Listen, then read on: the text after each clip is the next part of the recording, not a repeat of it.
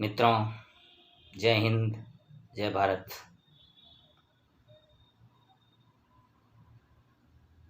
मेरा आपसे निवेदन है कि जब कभी भी हम वीडियो का व्याख्यान सुनते हैं तो हम उस वीडियो को एकांत में बैठकर देखें, ईयरफोन लगा करके देखें, ताकि जो घर के अंदर आधुनिक जीवन पद्धति चल रही है उस आधुनिक जीवन पद्धति में आपकी शिक्षा व्यवस्था अच्छे से हो। और ऑनलाइन शिक्षण अभी का महत्वपूर्ण भाग है, इसलिए आप इसको समय समय पर प्राप्त करते रहिएगा और इस पर चिंतन करते रहिएगा। तो मैं बात कर रहा हूँ आपके मानस के अंश की। तो मानस के अंश में कुछ बिंदुओं पर चर्चा करूँगा। सबसे पहले तो मैं तुलसीदास जी के उस स्थान का विवरण दूंगा जहाँ तुलसीदास जी ने अपना साधना का समय बिताया, यानी तपस्या की। तो वह स्थान लोलर कुंड, यानी लोलर कुंड कहाँ है? तो यूपी जो प्राचीन नगर है यूपी का काशी, जिसको वाराणसी के नाम से जानते हैं, जिसको बनारस के नाम से जानते हैं, वहाँ पर जो गंगा का घाट है, उस गंगा के घाट पर एक कुंड बना हुआ था, जो वर्तमान में जो लोलर कुंड था उस समय वर्तमान में उसको तुलसी घाट के नाम से जानते हैं। जो लोलर कुंड की बात करते हैं तो वो तुलसी घाट के रूप में प्रसिद्ध हो गया। इस कुंड का वर्णन कोई आज का नहीं है। लोलर कुंड का वर्णन महाभारत काल की बात में भी मिलता है।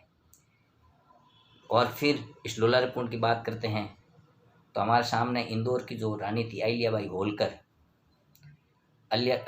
होलकर ने भी वहाँ पर एक कीमती पत्थर से वहाँ सजावट की थी। अहिल्याबाई होलकर ने भी, जो लोलरकेश्वर भगवान यानी कि शिव की आराधना का स्थान था, जिसको लोलरकेश्वर भगवान के मंदिर के रूप में जाना जाता है।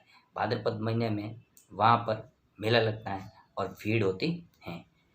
और फिर कहते हैं कि इस लोलरकेश्वर घाट पर, लोलर कुंड पर, यानी जो अभी तुलसी घाट है, वहाँ पर जो लोग जाते हैं तो वो दंपत्ति के रूप में जाते हैं।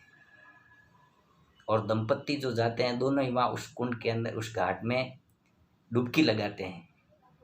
और डुबकी इसलिए लगाते हैं, कहते हैं कि श्रेष्ठ संतान होगी, यानी कि उनकी इच्छा के अनुसार उनको संतान मिलेगी। इस प्रकार इनकी एक विशेषता है। और वहाँ पर सूर्य षष्ठी का जो स्नान होता है वो विशेष महत्व का स्नान माना गया है। यानी लोलर कुंड और वहाँ पर उस स्थान को मैंने आपको इसलिए बताया कि ताकि आपको नॉलेज रहे, ध्यान रहे। बाकी हम लोलर कुंड की बात करते हैं तो वहाँ पर तुलसी आराधना कर रहे थे, आरती कर रहे थे। और आरती करते करते श्री कृष्ण के अंदर उस मंदिर की उस भक्ति में लीन हो गए। उस कृष्ण की आरती के अंदर शेष तो सब चले गए और वो वहीं खड़े रहे। और वो वहीं खड़े खड़े उस भगवत लीला के अंदर खो गए। कहते हैं कि भक्तों का महत्व तब पता लगता है जब वो भगवान में खो जाते हैं। जैसे आप भी कभी माँ सरस्वती की वंदना करते होंगे, और जब माँ सरस्वती की वंदना करते हो तो वंदना करते करते कभी इतने खो जाते हो कि आपको पता ही नहीं लगता है कि आपके गुरुजन कहाँ हैं, आपके मित्र कहाँ हैं, आप किस तरफ बैठे हो, किस तरफ नहीं बैठे हो। यानी इस प्रकार की भक्ति, ये भक्ति की पराकाष्ठा होती है। तो उस भक्ति की पराकाष्ठा में सभी भक्त, शेष भक्त तो चले गए, लेकिन वो भक्त वहीं खड़े रहे। और लेकिन शेष लोग उस वहाँ पर जब भी आरती होती तो तुलसी की वाणी का सब श्रवण करते और तुलसी की वाणी का लाभ लेते उस स्थान पर। और फिर कहते हैं वहाँ तुलसीदास जी कि हे राम, आप मुझे प्रत्यक्ष दर्शन क्यों नहीं देते हो? जब दुनिया को आप दर्शन देते हो तो मुझे प्रत्यक्ष दर्शन क्यों नहीं देते हो? तब कहते हैं कि वहीं पर तुलसी को भगवान राम मिले थे। दंत कथा आती है, पूरा कथा आती है, हनुमान जी की वार्ता आती है कि हनुमान जी एक दिन उनको जाकर के बोलते हैं कि तुलसी, आपको भगवान राम यहीं पर मिलेंगे।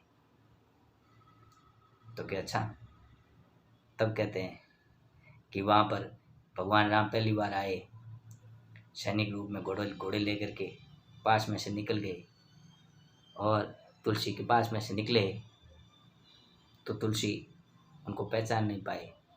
तब हनुमान जी ने जाकर के उनको वापस कहा कि कल यहाँ राम और लक्ष्मण दोनों आए थे, आप पहचान नहीं पाए और कल लास्ट आएंगे, अगर आप पहचानते हो तो पहचान लेना और नहीं तो आपकी इच्छा। तो क्या अच्छा।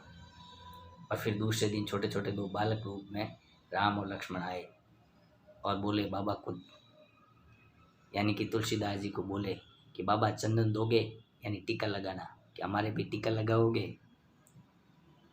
तब हनुमान जी ने सोचा है कि ये बंदा अभी भूल जाएगा इन बच्चों को देख करके। तो हनुमान जी कहते हैं कि हनुमान जी वहाँ पक्षी बन करके बोलते हैं कि गंगा जी के घाट पर भई संतन की भीड़, तुलसीदास चंदन की से तिलक देत रघुवीर।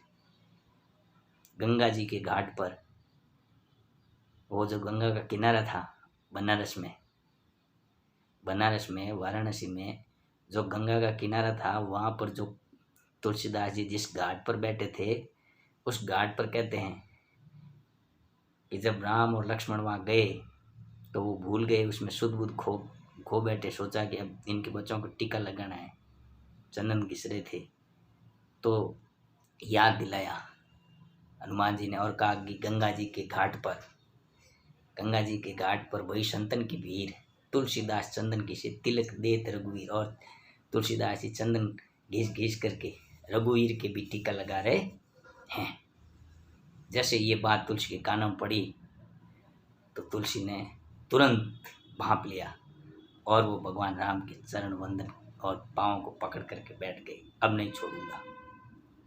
इस प्रकार यानी कि तुलसी की इच्छाएं भगवान राम के सानिध्य से पूरी हुई। हम बात करते हैं कि भक्तों का जो वहाँ जो हनुमान जी प्रकट हुए और हनुमान जी प्रकट होकर के उनको दर्शन देने के पश्चात हनुमान जी तो गायब और फिर उनकी इच्छाएं यानी कि राम के दर्शन। लेकिन वो तुलसी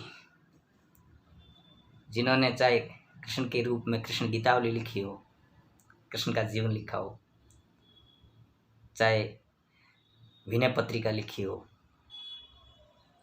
चाहे दोहावली लिखी हो, गीतावली लिखी हो, कितनी जो काव्य रचनाएं थी, उन काव्य रचनाओं की बात करते हैं, लेकिन उनमें सबसे सर्वाधिक प्रसिद्धि का आधार ग्रंथ रामचरितमानस की बात आती है। रामचरित यानी राम का जीवन, राम के जीवन पर कथा, राम के जीवन पर कथा। लेकिन तुलसी की वहाँ पर ये तो भेंट मैंने चर्चा की आपके सामने कि भाई राम और लक्ष्मण की वहाँ भेंट हुई, लेकिन उदासी, उस चेहरे पर उदासी तो भक्तों के मनों में तो हमेशा उदासी इसलिए होती है कि भगवत दर्शन हो। तो भगवत दर्शन भी हो गए और उनकी जो उदासी थी, लेकिन उस उदासी के अंदर वो हमेशा उन मूर्तियों को निहारते रहते थे, देखते रहते थे। ये उनसे पूर्व की बातें, जब उनको मूर्तियों को देखते रहते थे और राम के प्रति जो आत्मिक और मार्मिक हृदय की वेदनाएं थी, उस वेदनाओं को उनके श्री चरणों में समर्पित करते रहते थे। इस समय जैसे ही वो मूर्तियों को निहार रहे थे, मूर्तियों को देख रहे थे, तो उस समय उनका मित्र जिसका नाम था राजा भगत, तो राजा भगत जी आते हैं। और जब राजा भगत जी आते हैं तो वो राजा भगत जी उनके गांव से आते हैं, यानी राजापुर गांव से। और जब राजा भगत जी आते हैं तो उनके साथ में और जैसे ही दृष्टि डालते हैं तो तुलसीदास जी की जो अर्धांगिनी, उनकी धर्मपत्नी रत्ना, यानी कि वो रत्ना के बगैर रह नहीं सकते थे, इतनी रत्ना के प्रति उनकी आसक्ति थी। लेकिन उस काल पीरियड के अंदर जब उन्होंने तपस्या यानी साधना, यानी जो जिस प्रकार की भक्ति में लीन होकर के राम के प्रति जो अनुराग, राम के प्रति जो आस्था, राम के प्रति जो समर्पण, उस समर्पण को देख करके उन्होंने उस रत्ना को देखा तो सामने स्थितियां विकट। अब क्या करें? यानी कि इस स्थितियों को आप और हम जान सकते हैं, जिसके बगैर रह नहीं सकते थे, उस स्थितियों को हम वहाँ पर हमारी साइकोलॉजी और फिलोसॉफी से पढ़ सकते हैं। लेकिन उन्होंने क्षणिक उनकी ओर देखा और उनके स्वागत के लिए अपने सेवकों को बोला। तुलसीदास जी ने अपने सेवकों को बोला और कहा कि भाई राजा भगत जी के ठहरने का उचित स्थान पास की जो कुटिया हैं और मेरे पास वाली जो कुटिया हैं वहाँ पर रत्ना के भी ठहरने का उचित स्थान, उचित व्यवस्था की जाए, उनके भोजन पानी की उचित व्यवस्था की जाए। इस प्रकार उनके शिष्यों को उन्होंने आग्रह किया। तो शिष्यों ने खटाखट उनकी व्यवस्थाओं में अपने और फिर राजा भगत जी से उनके हालचाल पूछे, यानी कि गांव के परिजनों के और अपने खास मित्रों के, इस प्रकार हालचाल पूछ करके उनसे फिर जब कहते हैं रसोइया को सहयोग करने का, रसोइया जब भोजन बनाता है तो रसोइया जब भोजन बनाता है तो कहते हैं कि आज मैं रसोइया का सहयोग करूँगी। और रसोइया जब भोजन बनाता है तो रसोई घर में जाती है, सहयोग करती है। तो वर्षों पहले जो भोजन का जो स्वाद था वो आज स्वाद उस रस में समाहित हो गया, वर्षों पूर्व का रस। और वर्षों बाद में जो स्वाद मिला उस रस को तो उनकी लेखनी यानी उनकी कलम क्या लिखे। इस प्रकार तुलसीदास जी का जो भावात्मक संबंध, भावात्मक जो लगाव था, उस लगाव को आप और हम समझ नहीं सकते। फिर बात करते हैं कि वहाँ उनका जो सेवक है टोडर, जब टोडर आता है यानी टोडर आता है तो वो आश्रम का एक संरक्षक सेवक था। तो उस सेवक को राजा भगत जी से परिचय करवाते हैं और राजा भगत जी से परिचय करवाने के पश्चात उनको सूचना देते हैं कि भाई रत्ना आई है और रत्ना के लिए भी इनके पास में जब गंगा स्नान के लिए जाएगी और फिर गंगाराम जी के घर पर सूचना करवा दीजिएगा। यानी कि जो तुलसी का जो मित्र था कि भाई उनके परिवार में जाएगी रत्ना तो इनका कुछ समय भी आराम से बीत जाएगा, उनके परिवार में रहेगी तो उनकी महिलाओं के साथ में बातचीत भी करेगी। इस प्रकार उन्होंने टोडर को इस बात को बताया और कहा कि जाओ रत्ना को ले जाना गंगाराम के घर और पंडित गंगाराम के घर जा करके इनकी थोड़ी सी व्यवस्थाएं इनके मन के अनुसार। तो इस प्रकार उन्होंने गंगाराम जी के घर पर सूचना करवाई और वहाँ पर जब रत्ना गंगाराम के घर पर गई तो कहते हैं कि वह रामचरितमानस की प्रति देखी और उस रामचरितमानस की प्रति को देख करके उन्होंने अपने आप को उस प्रतीक के प्रति समर्पित और आत्मर्पित कर दिया। फिर हम बात करते हैं कि इस बीच तुलसी और वहाँ तुलसीदास जी, यानी आपने कभी देखा होगा फोटो में तुलसीदास जी हमेशा गंजे लगते थे। तुलसीदास जी का कभी फोटो सर्च करके देखना तो तुलसीदास जी को हमेशा वहाँ गंजा करने के लिए एक बंदा आया करता था जिसका नाम था नथुनाई। तो वो नथुनाई और तुलसीदास जी दोनों आपस में चर्चा करने लग गए, यानी कि वो उनकी शेविंग करने लग गया और चर्चा करने लग गया तुलसीदास जी के बारे में। तुलसीदास जी के कि अब रत्ना आ गई है, अब यहीं रहेगी कि हाँ, इस प्रकार इस बातों को उन्होंने छेड़ दिया। यानी कि उपन्यास के अंश के अंदर जब ये बातें आती है, यानी कि एकदम वहाँ की जो ठेठ जो गंवार भाषा नथुनाई की, तो उसके अंदर उनके प्रति जो लगाव था, उस लगाव में उनसे जो वार्ता चल रही थी, तो तो वार्ता के अंदर नथुनाई और तुलसी के बीच में जब वार्ता चलने लग गई तो तुलसीदास जी के कहते हैं कि आंखों में आंसू आने लग गए। आंसू की धारा रोकी नहीं जा रही थी, लेकिन उन्होंने उस पर काबू पाया। फिर जब उन्होंने इस बात को आगे चलाना चाहा तो तुलसी ने कहा अच्छा ठीक है, बाद में बात करेंगे। कोई भी बात होती है उसको रोकने के लिए क्या करते हैं कि अभी नहीं, कल बात करेंगे इस पर। तो उस बात का उत्तर वो बार बार नथुनाई को क्या दे, यानी कि अब तो तुलसी अब तो रत्नावली जी यहीं रहेगी, अब तो आपकी सेवा में रहेगी। इस प्रकार की वार्तालाप हुई। फिर तुलसी और रत्ना, इनके दोनों के बीच में शाम को वार्ता होती है, बीच में चर्चा होती है। यानी कि इनकी वार्ता का जो संदेश है राजा भगत जी देते हैं। राजा भगत यानी कि तुलसी का जो मित्र हैं वो रत्ना के साथ आता है। तो फिर रत्ना और तुलसी की वार्ता होती है। तो तुलसीदास जी कहते हैं कि आज तो वर्षों बाद का भोजन का स्वाद वापस मुझे मिला है।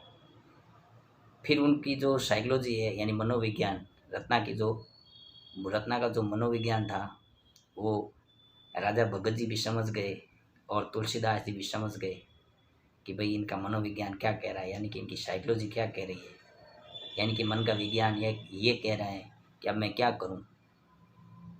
तुलसी को इस भावांश से बता दिया कि जब राम सीता के बगैर नहीं रह सकते हैं, या सीता राम के बगैर नहीं रह सकती थी, नहीं रह सकी, सीता राम के बगैर नहीं रह सकी, तो मैं आपके बगैर मेरा जीवन कैसा होगा, फिर मेरी साधना कैसी होगी, फिर मैं जहाँ रहती हूँ। यानी भगत जी ने बताया कि ये रत्ना आपके लिए रसोई बनाती है, आपके लिए जो रसोई बनाती है वो आप नहीं होते हैं तो उनको ले जा करके जो गरीब लोग हैं उनको खिला देती है। फिर एक चटाई पर सोती जैसे आप सोते हैं,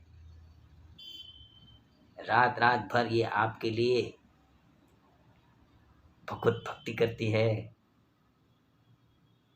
और जैसा भोजन ये करती है उसकी आप और हम कल्पना नहीं कर सकते हैं। यानी कि जैसा जो भी हल्का फुल्का, यानी कि सादा, एकदम सादा, आप और हम थोड़ा सा सब्जी की समस्या आती है, मम्मी ये सब्जी अच्छी नहीं है, आज चटनी बनाओ, आज पता नहीं क्या क्या बनाओ, आज वो बनाओ, 50 प्रकार के आप मम्मी को ऑर्डर दे देते हो। लेकिन उस भोजन की बात आती है तो इस भोजन की भी बातें हमें हमारे जीवन में उतारनी चाहिए कि जो मिलता है कोई भगवत का प्रसाद मान करके, भगवान का प्रसाद मान करके उसको ग्रहण करना चाहिए। फिर रत्नावली जो अपने उनके गांव में रहती थी तो उनके रुचि का, तुलसी की रुचि का भोजन बना करके फिर उन भोजन को स्वयं उनको वितरण करने के पश्चात जो बचता उसको प्रसाद के रूप में स्वयं ग्रहण करती। यानी कि हमेशा भोजन वितरण करती, किसको, गरीबों को, भूखों को। फिर कहते हैं कि इसका जो साधना का रूप है, यानी रत्नावली की साधना का रूप, भगत जी कहते हैं कि रत्नावली जी की साधना का रूप है, किसी तपस्विनी से कम नहीं है।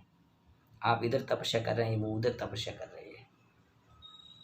यानी कि उनके रत्ना के मन की बात से जो तुलसी के मन में जो अगाध श्रद्धा और जो प्रेम अनुराग जो उनके हृदय में व्याप्त हुआ, शायद उसको लिखने के लिए कोई कलम नहीं बनी होगी। जब इन बातों को सुनते हैं तुलसीदास जी, तो तुलसीदास जी भाव विभोर हो जाते हैं और तुलसीदास जी के मन के अंदर एक द्वंद्व आ जाता है जिसको बोलते हैं अंतर्द्वंद। मन के अंदर जो अंतर्द्वंद आता है तो उस अंतर्द्वंद का आप और हम क्या करें, ये करूं वो करूं, ये करूं वो करूं, मन कहता है ये करूं, वो मन कहता है ये नहीं करूं, मन कहता है ये करूं, इसको बोलते हैं आपस में मन के अंदर जो विभेद, टकराहट, विचारों की टकराहट, द्वंद्व यानी टकराहट, विचारों की जो टकराहट हो रही थी उसको वो तुलसी संभाल नहीं पा रहे थे कि उधर वो तपस्विनी तपस्या कर रही है और इधर उसका पति तपस्या के रूप में यहाँ पर एक भगवत साधक के रूप में साधना कर रहे हैं। अगाध श्रद्धा, अथाह श्रद्धा, प्रेमानुरुक्ति, प्रेम अनुराग। जो तुलसी का अंतर्द्वंद था दोनों के बीच में था, रत्ना का जो जीवन था, उस रत्ना के जीवन को देख करके तुलसी के मन के अंदर अंतर्द्वंद आना स्वाभाविक ही है, क्योंकि वह तुलसी की अर्धांगिनी थी। शिव पार्वती के बगैर नहीं रह सकते थे, पार्वती शिव के बगैर नहीं रह सकती थी, सीता राम के बगैर कैसे रहे, राम सीता के बगैर कैसे रहे। तो वो तुलसी को उन्होंने प्रेरित किया राम के प्रति जो अनुराग, उस अनुराग में भी उन्होंने जो भक्ति का जो रास्ता बताया, उस रास्ते पर तुलसीदास जी ऐसे अडिग होकर के चले तो चलते ही गए। फिर जो उनकी जो सोचना था, जो राजा भगत का जो सोचना था तुलसी के आसपास, राजा भगत जी का सोचना था कि तुलसीदास जी के आसपास रत्ना आकर के वार्तालाप करे, बात करे, चिंतन करे, उनके जीवन की सुख दुख की, इतने वर्षों की जो साधना है, उनके हृदय के अंदर जो वेदना है, पीड़ा है, विरह है, जो वियोग है, वियोग संयोग में बदले, क्योंकि आज तो यहाँ आए हुए हैं। इस बात का भी राजा भगत जी ने उनसे अनुरोध किया तुलसीदास जी से कि रत्ना को यहाँ बुलाइए, रत्ना से बात करिए, रत्ना का हृदय की संवेदनाएं हैं, उन संवेदना को समझिए, उनका वियोग है, चिर वियोग, आज ये आई है मेरे साथ में एक तपस्विनी के रूप में, साध्वी के रूप में। तो कहते हैं कि मैं राम के लिए तड़पता, तुलसीदास जी कहते हैं कि मैं राम के लिए तड़पता हूँ और वह मेरे लिए तड़पती है। मैं राम के लिए तड़पता हूँ और वह मेरे लिए तड़पती है। इस विचारों से ये लगता है कि दोनों ही एक दूसरे के राम के प्रति अगाध अथाह प्रेम भक्ति, इस अंतर्द्वंद से दोनों को रात में नींद का, मन के अंदर अंतर्द्वंद, वह राम के लिए तड़प, मैं राम के लिए तड़पता हूँ, वह मेरे लिए तड़पती है। लेकिन राम सीता के लिए तड़पता था, सीता राम के लिए तड़पती थी, तो फिर मैं राम के लिए तड़प रहा हूँ और वह मेरे लिए तड़प रही है। ये अब मैं क्या करूँ, मेरे लिए तो सामने ये इस प्रकार का द्वंद आ गया, इन द्वंद को मैं कैसे कम करूँ। और फिर वो जो मन के अंदर तीव्र वेदना के स्वर, यानी जिस समय नथुनाई ने उनसे कई बातें पूछी, कई बातों पर चर्चा की कि अब तो रत्नावली जी यहीं रहेगी, लोग बाग कहते हैं कि रत्ना आ गई, रत्नावली जी आ गए, अब तो ये यहीं रहेंगे, अब तो तुलसीदास जी के पास में ही रहेंगे, इसलिए अच्छा है तुलसीदास। तो उनके मन में ये भी वे भी विचार आए कि अब मेरी साधना में कठिनाई आएगी, यानी इस प्रकार के विचार उनके दिलो दिमाग में चारों तरफ से उनको घेरने लगे, को चोटने लगे तुलसीदास जी को। और फिर तुलसीदास जी ने अपने सेवक को बुलाया, अपने नौकर को बुलाया और नौकर को बुला करके कहा कि जाओ और रत्नावली को कहो कि तुरंत राजापुर लौट जाए। जब ये बात रत्नावली जी सुनेंगी तो उनके हृदय पर क्या बीतेगी। लेकिन तुलसीदास जी ने राम की भक्ति के अंदर रत्ना को कहाँ तक क्या कह, तब रत्नावली जी के बीच में और तुलसी के बीच में एक वार्ता होती है, तुलसी और रत्नावली की अंतिम वार्ता होती है। तो रत्नावली जी उस नौकर को कहती है, नौकर के द्वारा समाचार करवाती है रत्नावली जी, और वह उनको राजापुर जाने का संदेश देती है कि हाँ मैं राजापुर चली जाऊंगी, लेकिन एक बार मैं मुझे मेरे पति से चर्चा करनी है, वार्ता करनी है। वो मिलना चाहती हूँ मैं। इस प्रकार उन्होंने अपने संदेश को उस नौकर के साथ में तुलसी के पास में भेजा। जब तुलसी के पास में वो संदेश आया तो तुलसीदास जी ने कहा, अच्छा ठीक है, बुलाओ, क्या कहना चाहती हो, कह दो, कहना वो। उस समय कहना वो कह दिया कि 8 मास देव मम जा में इतनी प्रीति 8 मास मेरे इस हड्डियों के ढांचे से आपने इतना प्रेम किया है, और अगर इतना प्रेम तो राम से करते, उनमें से भी आधा प्रेम राम से करते तो कभी न होती भोग भीति, कभी आपको संसार का कोई डर नहीं लगता। वो एक बार ही कह दिया, मैं तो वो एक बार ही सुन लिया।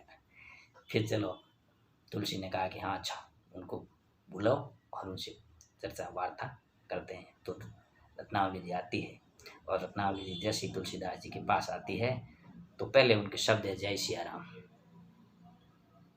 जय सिया राम, यानी कि सिया और राम, सीताराम की बात करती है। पहले ही जाते ही वो जय सिया राम कहती है, और जय सिया राम कह करके उनके पास में बैठने लगती हैं। तो वो अब तुलसीदास जी अपने नौकर को कहते हैं कि यहाँ पर पर्दा करो, जहाँ तुलसीदास जी बैठे हैं। यानी कि तुलसीदास जी ने इतना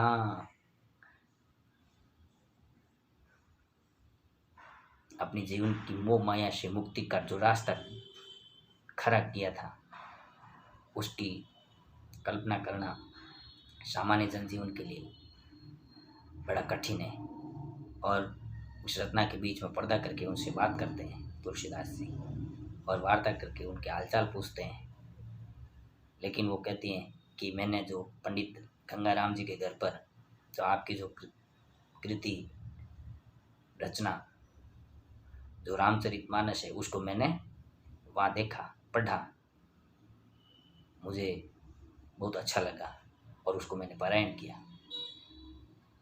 उसका चिंतन किया, और मुझे वह एक कृति चाहिए ताकि मैं मेरा जो बचा हुआ समय है उसको पढ़ करके मैं पूरा समय उसी में लगाऊं, ताकि मेरा समय आराम से बीत जाए। तब तुलसीदास जी ने कहा, अच्छा, आपके पास में वह प्रति भेज दी जाएगी। और फिर रत्नावली उनसे अंतिम निवेदन करती है, और अंतिम निवेदन करती हुई कहती है कि मेरा जब अंतिम समय नज़दीक आए तो मुझे एक बार आपके श्रीमुख के दर्शन चाहिए।